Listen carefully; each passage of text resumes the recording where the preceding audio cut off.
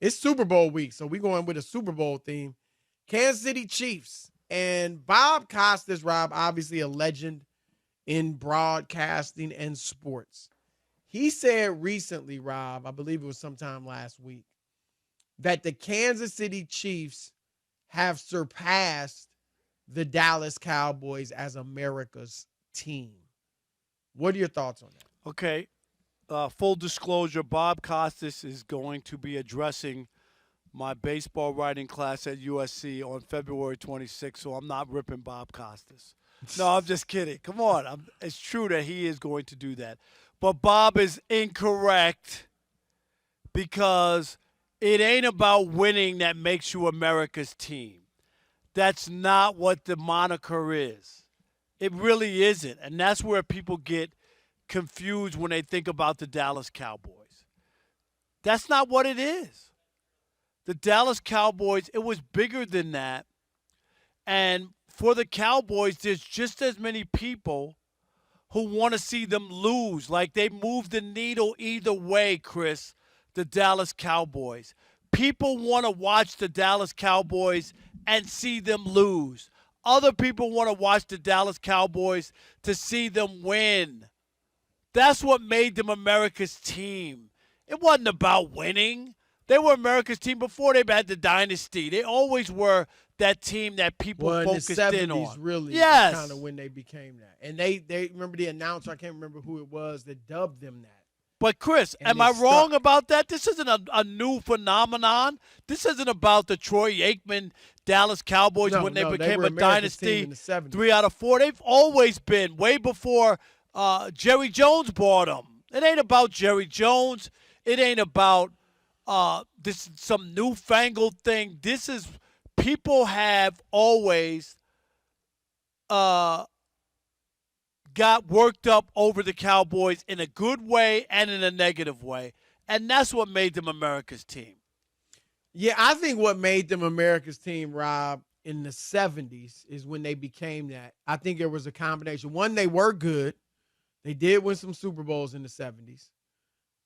They had the cheerlead. Remember how popular the Dallas Cowboys cheerleaders used to be? I mean, they had a show, if I remember correctly, about the Dallas Cowboys cheerleaders. And they had the, scanny outfits. And, I mean, back in the 70s, that was a big deal. I don't know if they were the first to have cheerleaders, but they were probably the first to have them kind of dressed seductively they might be, the way Chris. they did. They might be. So I think that was part of it, Rob. Their uniforms were very flashy with the silver and, the silver helmets. Were they the first team to wear white shoes too, or no? They may have been. But it was all. It was the they glamour. used to wear black shoes. Yeah, they were the glamour team. They had, like I said, the cheerleaders, the uniforms, and all of that is what conspired to make them America's team. And, of course, they were a pretty good team at that point. But, Rob, I'm with you. It's not the Chiefs. The Cowboys are still America's team. And the proof is in the fact that here we are 29 years since their last Super Bowl.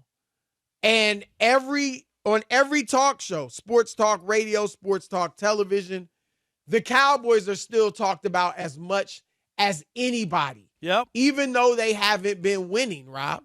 That's how you know they're America's team. And that's what I will credit Jerry Jones with. I mean, I don't think he's created a good culture for winning, but as far as for business, for keeping them in the news, for keeping the spotlight on them, for making money for that franchise and the valuation of that franchise and the appreciation of it, all of that, a lot of it does have to do with Jerry Jones. I'm not sure, Rob, because they've been I shouldn't say they've been so bad. They've obviously had some good years. They've won 12 games in a row. Right. 12 They've been games good. a year They've the had last good 3 teams, years. Right. But they haven't, gotten to where their standards used to be, which is Super Bowls. And I'm not sure if they had a regular owner, which is what I've been clamoring for Jerry to do, is be quiet, get away from the microphone, and let it be a football franchise rather than a soap opera. Had he done that, I don't know if they'd still be in the spotlight like they are, talked about as much as they are. And so that is why that's proof, Rob, that they're still America's team. I believe they're, and the Chiefs, again, I brought this up in the first hour. Like, they're like the Jordan Bulls. They're not quite as beloved as the Jordan Bulls, but right now is their time. They are dominant. All right. And the Jordan Bulls were dominant. And for that decade or so, they were the team in the NBA. All right. But once Jordan was gone, Rob, nobody cared about the Bulls. There are a few years you're like, okay, are the Bulls going to get together? Who's going to be the next group? And then it faded.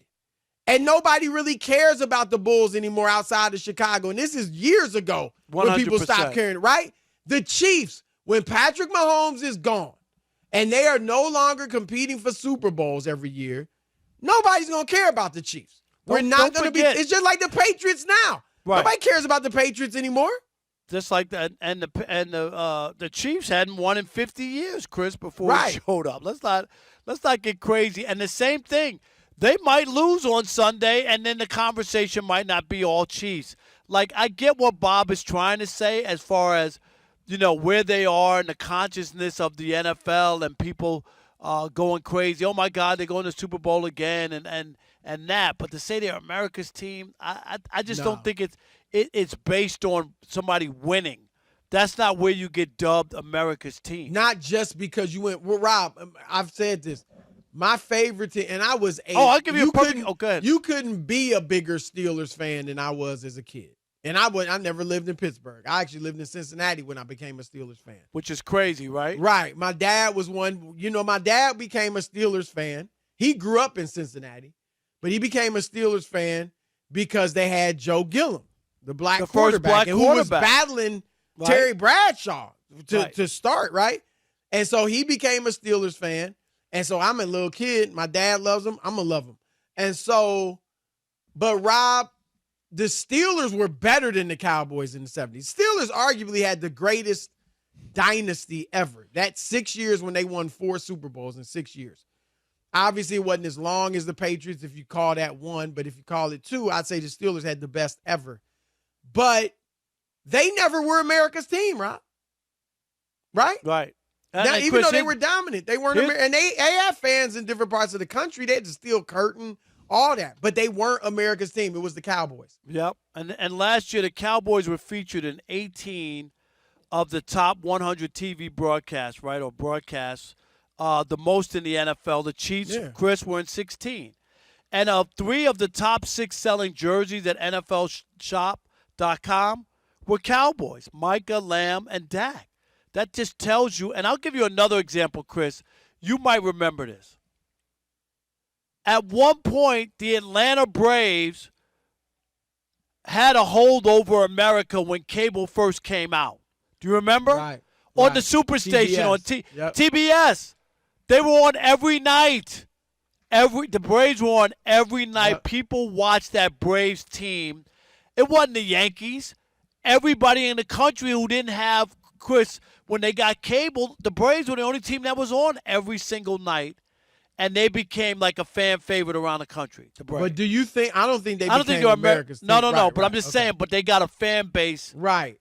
From people having access to them. Not that winning. Exemplifies it, Rob. Like, their teams will have their run, right? You mentioned the Braves, right? I mentioned the Bulls. Right now, it's the Chiefs. It was the Patriots. Like, teams will have their run. But Dallas stays there, whether they having a run or not.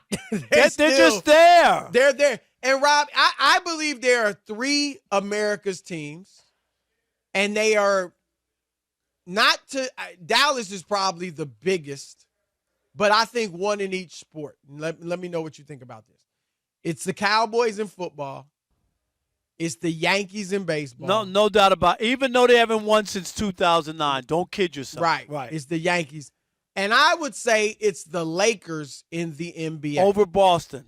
Yeah, I think Boston, right. There's much more success recently. Right. And they're the glamour franchise of the NBA. Now, I would argue the Lakers probably aren't, there's not as big of a gap between them and whoever you think is next as there is between the Cowboys and the rest of the league, right?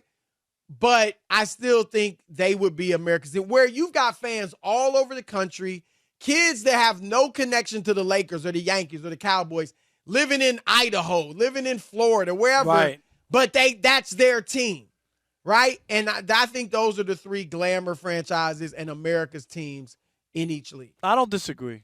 I think those are the teams, and they're separate. They're separate from the rest of the league. They just are, and it doesn't matter. I remember last year when the Yankees came to Dodger Stadium. Like the Dodgers are a good team, right? Oh yeah, Yankee fans were there, Chris, in mass, in mass. It wasn't like, right. Oh, I don't hear any. No, the Yankee fans showed up even at Dodger Stadium, where they have a blue blood franchise. They have stars everywhere. They win 100 games a year. Yep. And the Yankees are still that important to baseball and fans. So Yankees, Cowboys, and Lakers. All right. Those are America's teams in our opinion.